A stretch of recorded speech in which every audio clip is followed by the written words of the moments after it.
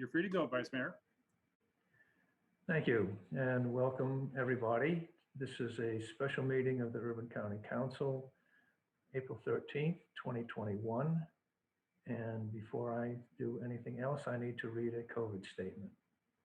Due to the COVID-19 pandemic and state of emergency, this meeting is being held by a live video teleconference pursuant to 2020 Senate Bill 150 and in accordance with KRS 61.826, because it is not feasible to offer a primary physical location for the meeting. So once again, welcome everybody, and it is my responsibility and my honor and my privilege at this point to introduce our mayor, Linda Gordon, who will provide the budget address for the fiscal year 22. My, oh my. Gordon, welcome. Good afternoon, everyone. Thank you so much, Vice Mayor Kay. And hello to our council members who are once again joining me online by Zoom. Our council members are partners in the budget process. Their priorities are certainly reflected in my budget proposal. Council will weigh my budget plan carefully and propose changes they feel are important. Ultimately, they will pass a budget that represents both administrative and legislative goals. Council members, thanks to all of you. I want to start talking about the budget I am presenting today by thanking the budget team that helped me put this spending plan together. This team was led by CAO Sally Hamilton, Finance Commissioner Aaron Hensley, and Chief of Staff Tyler Scott. There have been unprecedented demands on all of us since March of 2020, and particularly on this team. Putting together a budget while managing the city's response to the pandemic has been quite challenging. A few months ago, on January 26th, I gave my annual State of the City-County address. This year, my report back to the community was about the changes our city experienced in 2020, one of the most demanding times in our 246-year history. I am convinced the courage of our citizens got us through 2020. We faced it together. It has taken sheer determination to overcome the unknowns of COVID-19, the virus-related deaths of 296 citizens, high unemployment, many people finding themselves without enough money for rent and even food, the isolation, and more. Today, the calendar no longer says 2020, but we all know the coronavirus challenges are still with us in 2021. We continue to rely on the perseverance of our citizens as we ask them to get vaccines, wear masks, and avoid large crowds. In proposing a budget that will guide us through the remainder of this global pandemic, I am determined to look to the future. I'm proposing a budget that is as bold and courageous as our citizens. A budget that invests in the basics while also reaching for a bright future for our city as we approach its 250th year. Back in January, I predicted that as soon as the sun sets on COVID-19, our city would soar economically, culturally, and educationally. Flash forward to April 13th. Even though we still have challenges, there's more than spring in the air. There's optimism. You can feel it in all corners of our community. Clearly, we are all ready to step out of the coronavirus tunnel and into the light. The budget I am proposing today is designed to build on our optimism through investments in quality of life, economic growth, and always important in basic needs. Tools the city needs to continue to provide outstanding services to its citizens and to do the due diligence required to take care of our growing hometown. Before I get into specifics about what I've included in this spending plan, I want to offer a few words about how it's structured. We come into this budget after a roller coaster financial year. In Lexington and across the country, the pandemic triggered a budgetary crisis that was sudden and deep.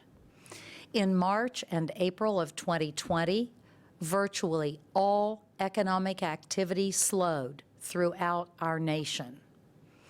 In the budget I proposed last year at this time, we needed $36 million in one-time funds to supplement our revenue and planned to use our rainy day fund to get us past the emergency, as it is intended.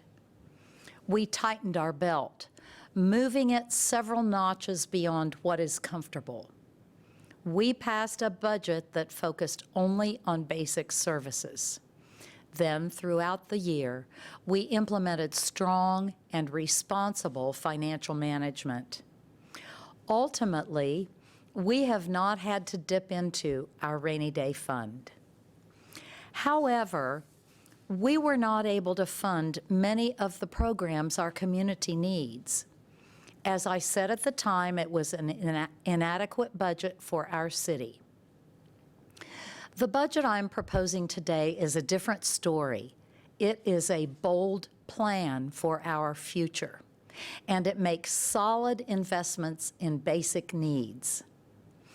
Because we were careful to live within our means, and because we made really tough budget decisions last year, we now find ourselves in a much better financial position than many other cities. We maintained a good bond rating, a seal of approval on our financial condition from our nation's 2 bond rating agencies. We did not raise taxes. In short, we are emerging from the pandemic financially healthy. The spending plan I am proposing today relies upon 4 sources of revenue. First, we have projected revenues of $376.7 million in this proposed budget, compared to revenues of $349.5 million in our current budget. Second, because of our tight financial management during the pandemic and an economy that performed better than expected, we project we will have more revenue than what we are spending this year. We are using $7.9 million in current year savings in this spending plan. Third, we are using $3.9 million in budget stabilization funds to offset pension cost increases. The council set up the Budget Stabilization Fund in 2017 to cover increases in pension costs that we knew would be coming from Frankfurt. And fourth, in this spending plan, we are using just over $10 million to cover qualifying expenditures under the American Rescue Plan Act. I'm not going to take time to identify the funding source for every expenditure in this speech, but the council and the public will find it easy to link expenditures to funding sources in the budget proposal we will post online. In putting together this budget, we set the bar high. Our goal is to build a bright future for all of our citizens, a rising tide that lifts all boats. After last summer, I am convinced that lifting all boats requires that we make some fundamental changes in our city. We have made progress on many fronts, finding new partnerships to help police respond in cases where there are mental illness issues or a social worker is needed. These are ongoing challenges we are committed to addressing. Many of the proposals included in this spending plan were envisioned by the Mayor's Commission on Racial Justice and Equality, a group of 70 citizens who studied our city in detail last summer and put together a list of 54 recommendations designed to dismantle systemic racism.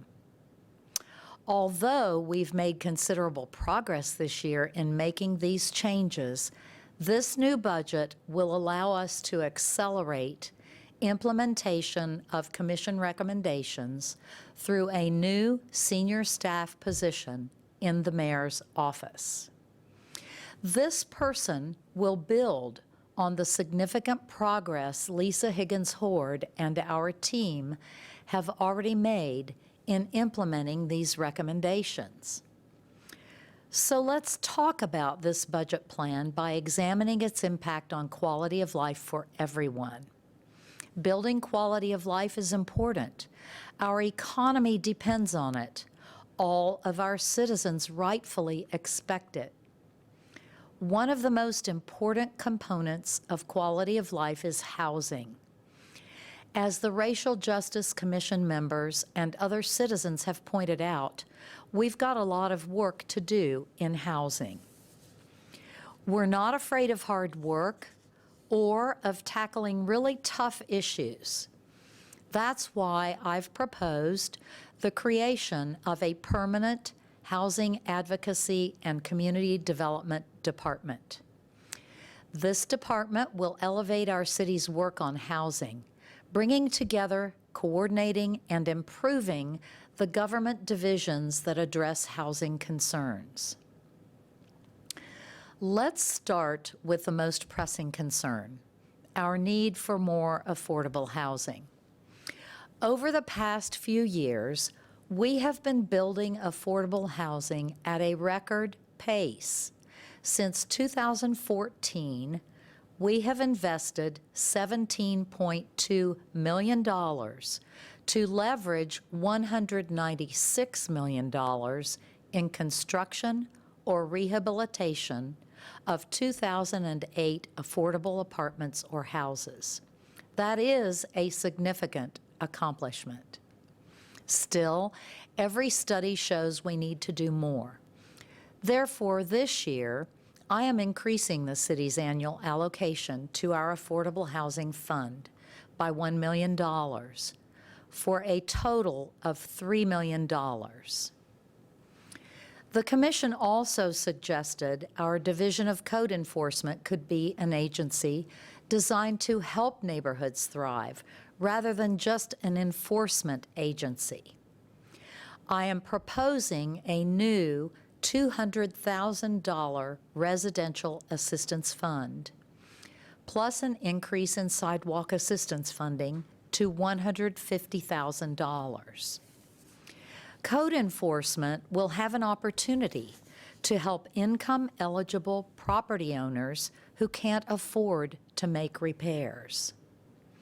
At the same time, I am funding the Neighborhood Action Match grant program at $100,000 for neighbors who want to work together to make improvements.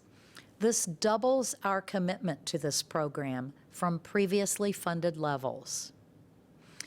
We are fully funding our Office of Homelessness Prevention and Intervention at $750,000, plus $775,000 for the Hope Center.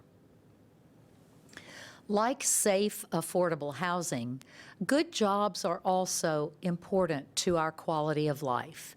We all need a good job. COVID-19 has been hard on the job market. While the impact here has not been as harsh because of our diversified economy, we were certainly not immune. From March 2020, when COVID-19 entered our city, through February 2021, 65,308 Lexington residents filed first-time unemployment claims.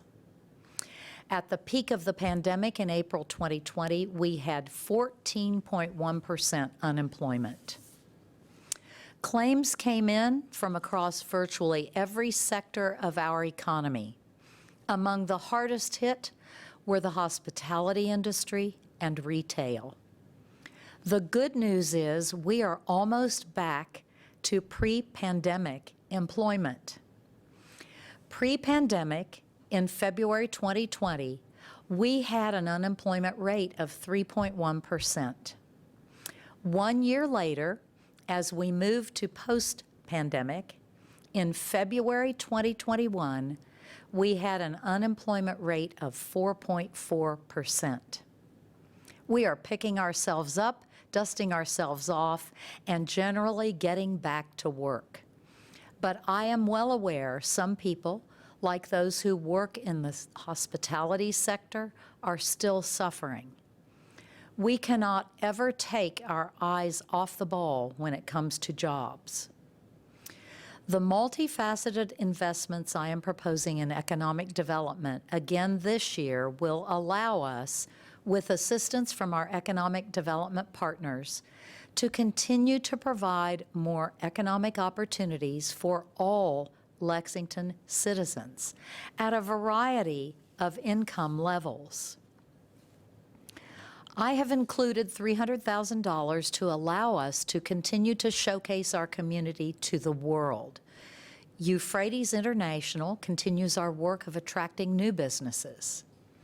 Our emphasis remains on working with the current members of our business community to grow jobs and opportunities.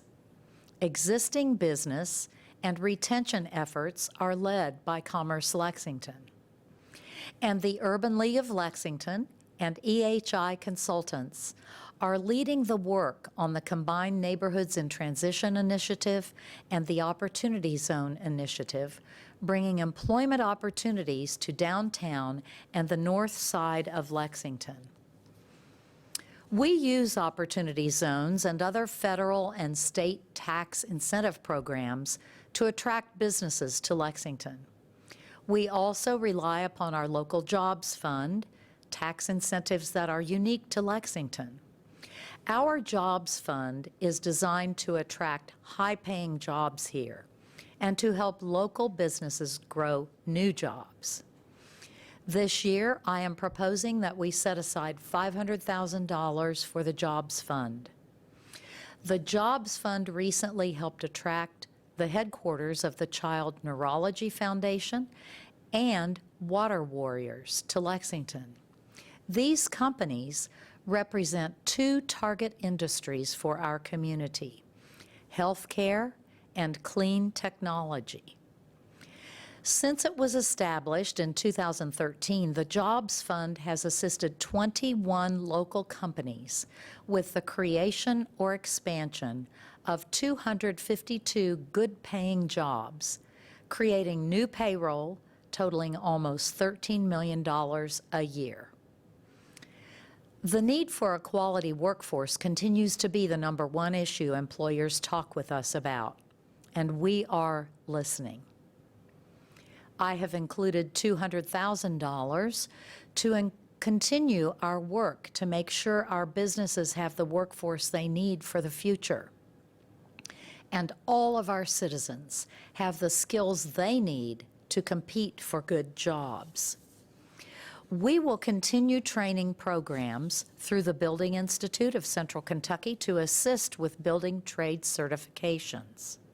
Community Action Council, which provides commercial driver's license and child development associate credentials.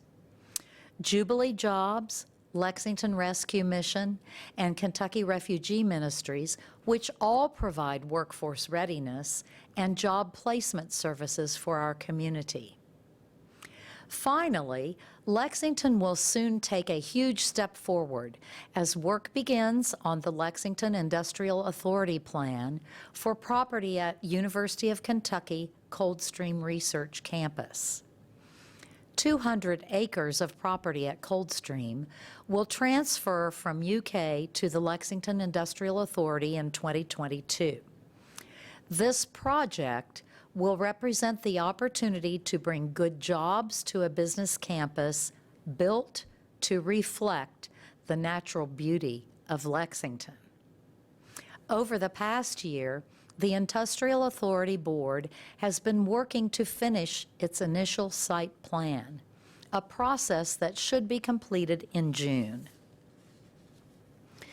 Being ready to develop this site will further assist our economy as we recover from the pandemic. Yes, Lexington's economy was knocked down flat on its back by the pandemic, but there is a lot of evidence that it's getting right back up. Despite the pandemic, we've had new job announcements in the past year that have really testified to the resilience of our economy. Homegrown businesses like Baptist Health, which announced an enormous expansion plan last May, are continuing to grow in Lexington. And international brands like Amazon and the Georgia Pacific Dixie Cup plant want to be a bigger part of the Lexington business community as well. Amazon officially announced its expansion here last week, and Georgia Pacific will complete its expansion by the end of the year. In discussing the improvements in quality of life supported by this budget, I also want to talk about public safety, something that is important to all citizens. The rise in violent crime nationally and here at home concerns all of us.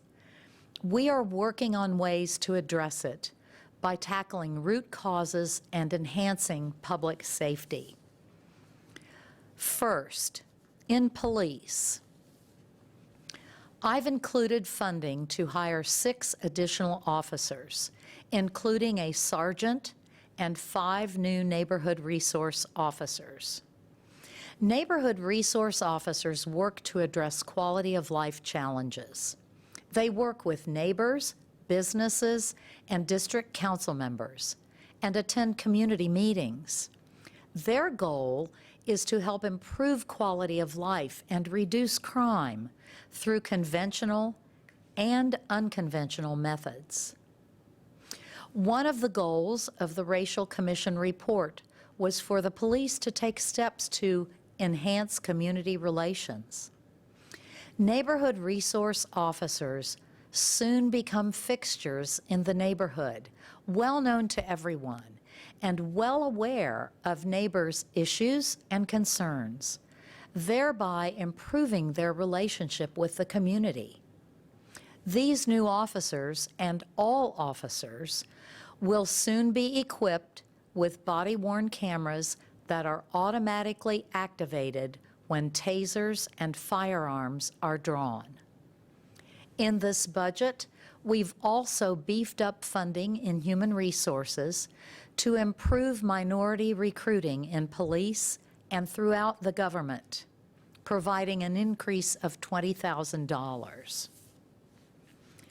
When it comes to police, there is also funding for basic needs.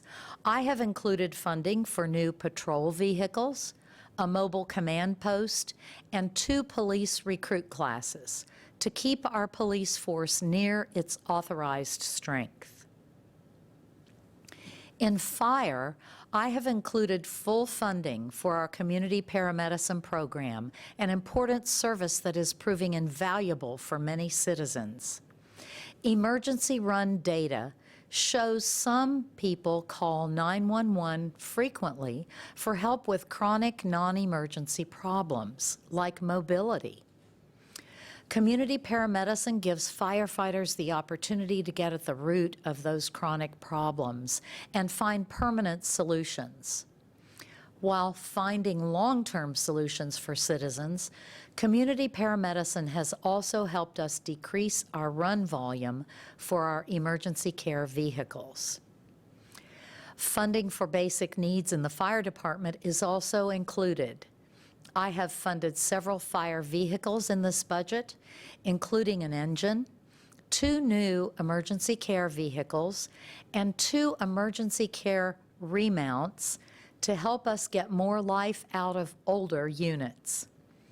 There is also funding for a new fire recruit class. Since our focus today is on investments in quality of life, I want to talk briefly about our social services department. After all, it is perhaps more involved with quality of life than any other part of our government. This year, we are dedicating $3.6 million to our Extended Social Resource, or ESR grants. These competitive grants assist agencies that work with many of the people in our community who are most in need of help. We continue our work to help those with substance use disorders, sadly, a problem that has grown during the pandemic. One important program we are funding is the Recovery Support Living Assistance Program. Next, I want to talk about a division that obviously improves quality of life for all of us, and that is Parks and Recreation. Our citizens love our parks, and we provide popular opportunities to enjoy them for all ages and all abilities. This summer, our swimming pools and splash pads will be open, some small concerts and festivals return, and flowers will line downtown streets. Thank you to America in Bloom and Blackburn. In this budget, I've included over $4.8 million for parks capital improvements. Every council district is represented. In other words, we're making improvements all over town. We're planning a slide for Douglas Pool, playgrounds for Gardenside, Masterson Station, Pine Meadows, and Northeastern. New basketball courts for Mary Todd, Berry Hill, and Dogwood, and much, much more. Quality of life will also be enhanced by funds in this budget that support the arts. $325,000 for Lex Arts. It will provide support for the Veterans Hall of Fame annual induction ceremony, offer funding for the Pride Center, beautify our community with flowers, mowing, and improvements on our major corridors, continue our preservation of farmland, and fund the Panhandler van. Finally today, I want to talk a little about the basics, the investments we're making in the people, the tools, and the programs we need to maintain our city and provide basic services to citizens. First, I've included funding for 3% pay raises for our employees who are not covered by collective bargaining. These employees have not had a raise since 2018. The city has been able to continue providing excellent services in part because of their ability to handle all kinds of changes throughout the pandemic. I'm proud of all of our employees, and I cannot thank them enough for their work, especially over this past year. We are also investing $2 million to replace many of the old, deteriorating vehicles we drive to maintain our city, including $1.2 million for streets and roads vehicles.